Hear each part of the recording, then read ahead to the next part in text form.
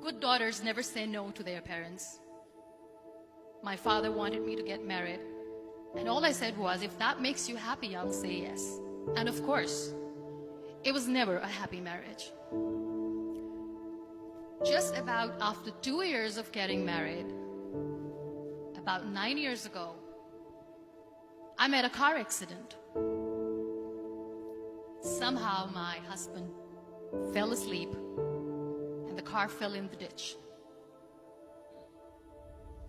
He managed to jump out, saved himself. I'm happy for him. But I stayed inside the car and I sustained a lot of injuries. The list is a bit long. Radius ulna of my right arm were fractured. The wrist was fractured. Shoulder bone and collarbone were fractured. My whole rib cage got fractured. But that injury that changed me and my life completely was the spine injury. Many people came to rescue. They gave me CPR. They dragged me out of the car. And while they were dragging me out, I got the complete transection of my spinal cord. Those 2.5 months in the hospital were dreadful. I was at the verge of despair. One day, doctor came to me and he said, well, I heard that you wanted to be an artist, but you ended up being a housewife. I have a bad news for you. You won't be able to paint again. Next day, doctor came to me and said, your spine injury is so bad, you won't be able to walk again. I took a deep breath and I said, it's all right. Next day, doctor came to me and said, because of your spine injury and the fixation that you have in your back, you won't be able to give birth to a child again. That day, I was devastated. I started to question my existence. Why am I even alive? So what kept me going was, one day I asked my brothers, I know I have a deformed hand, but I'm tired of looking at these white walls in the hospital and wearing these white scrubs. Bring me some colors, bring me some small canvas. I want to paint. So the very first painting I made was on my deathbed, where I painted for the very first time.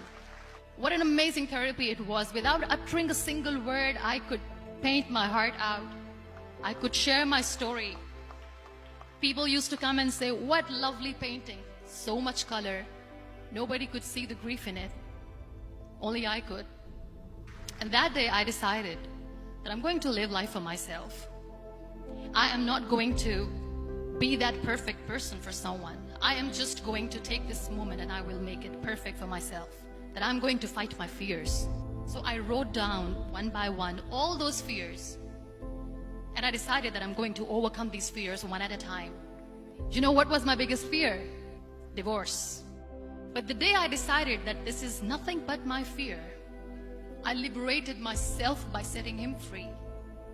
And I made myself emotionally so strong that the day I got the news that he's getting married, I sent him a text that I'm so happy for you and I wish you all the best.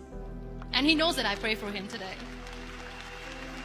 Number 2 was, I won't be able to be a mother again.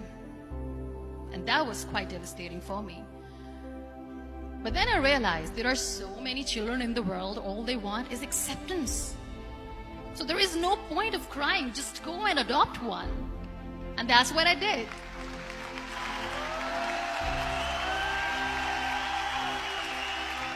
I gave my name in different organizations, different orphanages, and I waited patiently. 2 years later, I got this call from a very small city in Pakistan. I got a call and they said, are you Muniba Mazari? There is a baby boy and would you like to adopt? I could literally feel the labor pain. I said, yes, I am going to adopt him. I am coming to take him home. And that day, I was 2 days old, and today he's 6. You know, when you end up being on the wheelchair, what's the most painful thing? People think that they will not be accepted by the people because we, in the world of perfect people, are imperfects. So I decided to appear more in public. I started to paint. I have done a lot of modeling campaigns. I decided that I'm going to join the national TV of Pakistan as an anchor person. I became the National Goodwill Ambassador for UN Women Pakistan, and now I speak for the rights of women, children.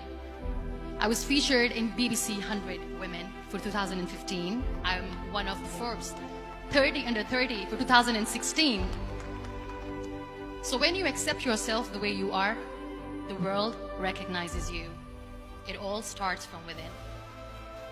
We have this amazing fantasy about life. This is how things should work. This is my plan. It should go as per my plan. If that doesn't happen, we give up. I never wanted to be on the wheelchair. Never thought of being on the wheelchair.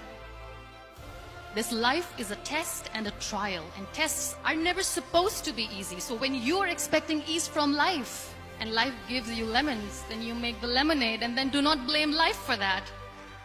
It is okay to be scared. It is okay to cry. Everything is okay, but giving up should not be an option. They always say that failure is not an option. Failure should be an option, because when you fail, you get up, and then you fail, and then you get up, and that keeps you going. Embrace each and every breath that you are taking. Celebrate your life. Live it. Don't die before your death. Real happiness lies in gratitude. So be grateful, be alive, and live every moment.